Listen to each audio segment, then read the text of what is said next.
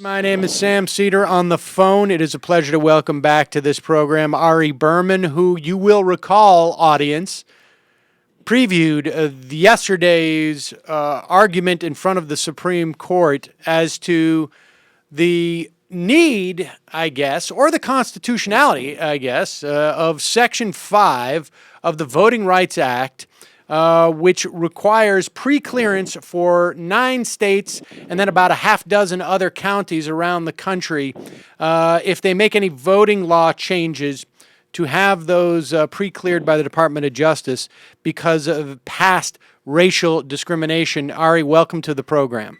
Hey, Sam. Thanks for having me back. Ari, you were in the Supreme Court yesterday. Now, my understanding is you were not making the arguments in front of the Supreme Court.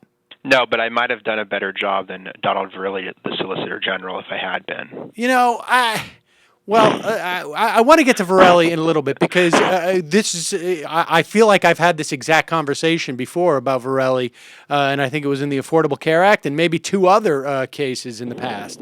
But be that as it may, tell me what. Now, we know obviously there's some hostility from a case, I guess, about 5 years ago in front of the Supreme Court regarding the Voting Rights Act.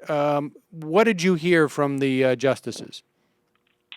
So it's important to remember Section 5 of the Voting Rights Act has been upheld 4 times by the court, in 1966, in 1973, in 1980, and 1999.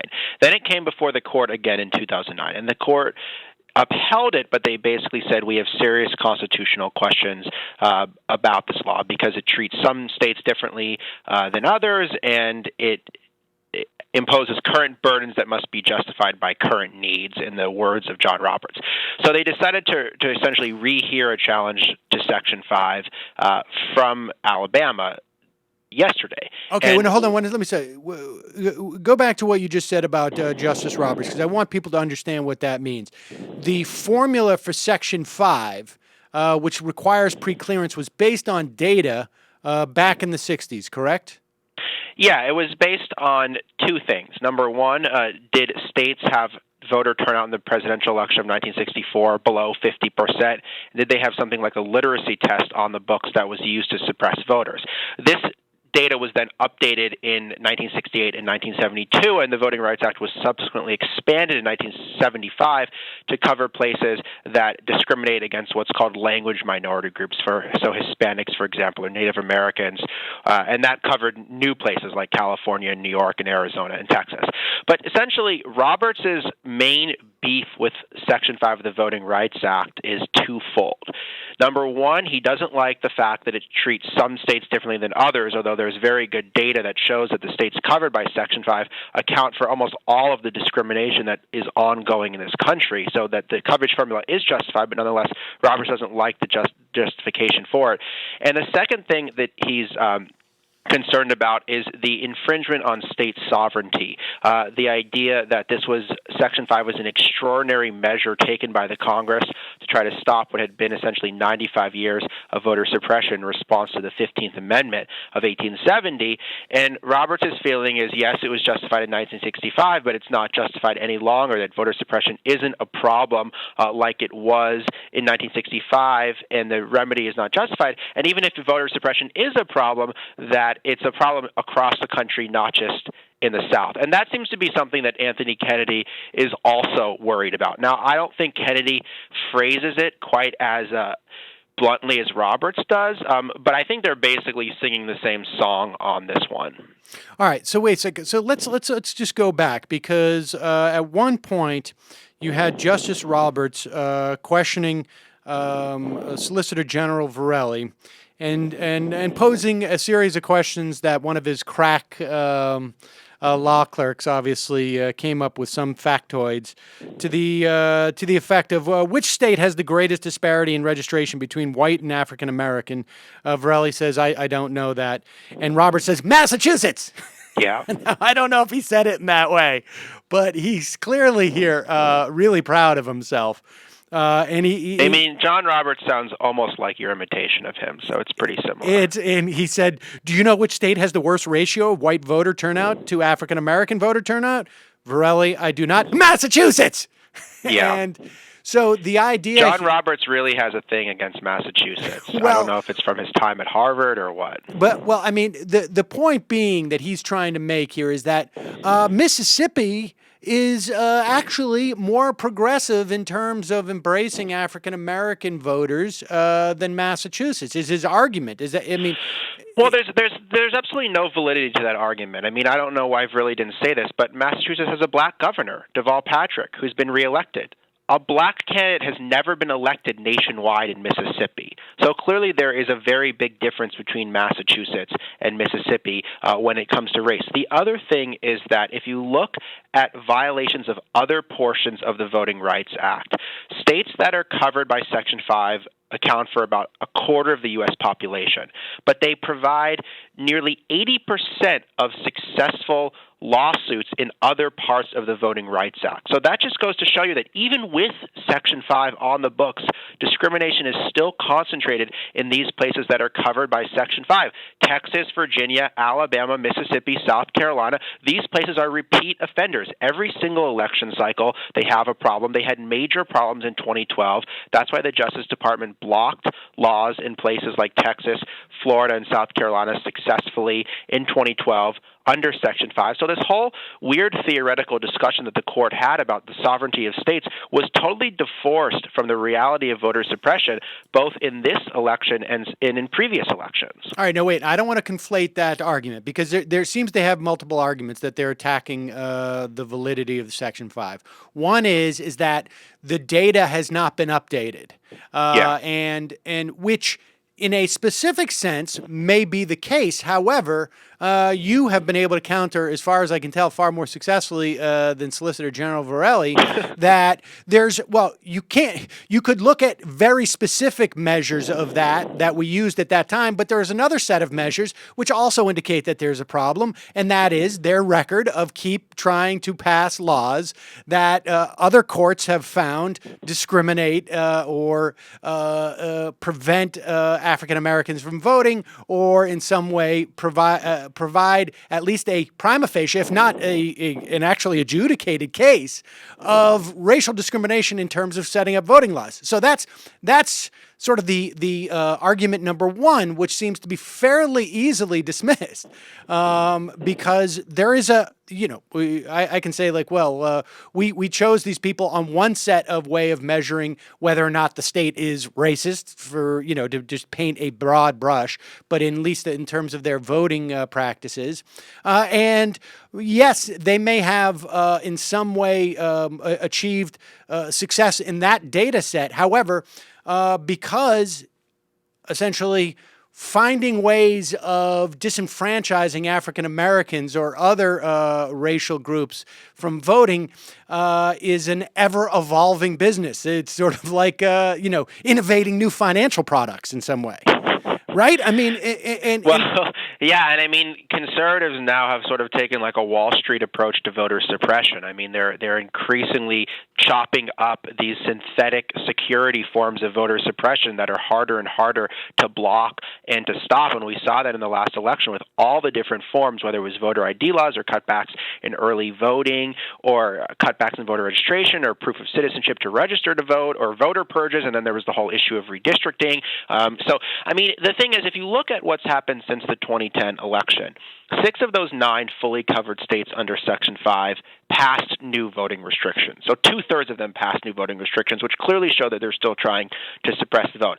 Only 1/3 of the states that aren't covered by Section 5 did the same. So does Section 5 catch all of the discriminators? No, absolutely not. It's never caught all of the discriminators. Does it catch the bulk of them? Yes, it still catches the worst of the worst actors. Does the spread of voter suppression mean that we should get rid of the most important tool to stop voter suppression? Now, that's kind of a counterintuitive argument. It's one lawyer in my piece in The Nation, who's from North Carolina, Anita Earle, said, it's a unique concept to say that if you're not catching everyone, you can't catch anybody. And that's essentially the argument that the court seems to be accepting, that, every state needs to be subject to the same weak remedy rather than some states being subject to a stronger remedy than others. Well, now, you see, that's the weird thing, is that obviously the court has upheld the existence of the Voting Rights Act. So to find that in Section 5, to find that it's no longer constitutional, they must argue that somehow it's being applied unfairly to these states, right? I mean, and so they're not arguing that. No. They're not. The court is not arguing that. They're not arguing that Section 5 is being abused. They are arguing that the states subject to Section 5 should no longer be subject to it. That either you have to draw a new formula based on current data, which is impossible to do. Congress looked at this in 2006 and couldn't do it because if you simply base it, for example, on voter registration metrics in the past 3 elections, which is what conservatives from the South opposed, the only state you cover is Hawaii, which has no history of racial discrimination in voting. So, I mean, you have to figure out what is a better formula, and there is no better formula, and the Supreme Court is not proposing another formula, and Congress is not considering a different formula. So then the question is, well, can you just do this nationwide? No. If you do it nationwide, if you extend Section 5 nationwide, it'll be ruled unconstitutional by the court because it's not, quote-unquote, congruent and proportional, because that's the test under which Section 5 has been upheld. So you're really left essentially with you either have Section 5 as it is now or you have no Section 5. I don't really think there's any in between here. Now, did the court address the fact that any jurisdiction under Section 5 can actually, there is an administrative process. Is it an administrative process or a judicial process in which they can petition to be released from Section 5 because they have evidence that the problem that Section 5 was designed to remedy is no longer in play? Yeah, I mean, places with a clean record for the past 10 years can bail out. So, for example, there's some townships in New Hampshire that are covered, and they're bailing out because New Hampshire's not a problem. Was this anymore. raised? I mean, this seems to me to address exactly the problem that guys like Kennedy. It's fascinating. The bailout didn't come up in this. It came up in 2009 because the Supreme Court allowed the jurisdiction in Texas that was challenging the constitutionality of Section 5 to bail out. But they didn't deal with the bailout here precisely because Shelby County, the county in Alabama that's challenging the law, can't bail out because they were the subject of an objection in 2008 from the Justice Department that I detail in my Nation piece. So they can't bail out, and so bailout wasn't really a part of it. I think the Justice Department was hoping that they could push the bailout option before the court. But the justices really didn't seem interested in entertaining this question. I think they took this case, again, after hearing a similar case in 2009, precisely because they wanted to decide the constitutionality of this. They didn't want to punt any longer, and 5 justices on the court, I think, have made up their mind that this thing should go. I mean, I agree with that. Are they prepared for the legal blowback? Are they prepared for the political blowback? Will they say that? I don't know. But clearly, ideologically, 5 justices on the court want Section 5 to go. I mean, I don't know how, though, Varelli, there seems to be plenty of opportunities to have brought up the notion of the bailout because of bailing out of Section 5, because that is also evidence as to whether or not it should be applied to those jurisdictions, right? I mean, well, it's covered extensively in the briefs. It just didn't come out in the oral arguments. The oral arguments are a very herky-jerky affair. Listen, the justices, they interrupt the lawyers within about 30 seconds. There's weird banter going on. There's like hypothetical discussions. Like the whole thing just happens so quickly that I'm sure there's always points that they want to make that don't get made. Right. And I think they felt for whatever reason that the bailout thing was not their best argument. Even though they made the argument in the briefs, the oral arguments, it just didn't seem to be a focus of the conversation, and I don't know. I didn't talk to Don Verrilli afterwards, so I don't know why he didn't say that. I know that after Verrilli spoke, Debo Adegbile of the NAACP Legal Defense Fund did a very good job, but he only had 10 minutes. Right. And there's a lot that he had to say in the 10 minutes to try essentially to salvage the mess that Verrilli had made in his first 20 minutes. Now, full disclosure, I went to college with Debo and saw him recently at a function, and we may have him on the program in the coming weeks to talk about this. But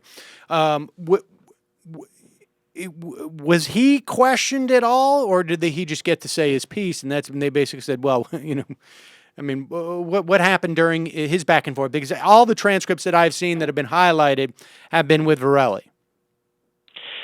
I mean, Dabo tried to bring in more contemporary instances of discrimination. He tried to point out that the formula was working, that discrimination was localized in the Section 5 states, that there was still an ongoing need for this. I mean, at this point, the case had already been going on for about 50 minutes. And so most of the major arguments were already going on earlier. You already had, for example, Justice Kennedy comparing the Voting Rights Act to the Marshall Plan and essentially saying times have changed, like as if, we had just rebuilt post-war Germany and the job was done. And so you kind of got a sense of where the justices were leaning.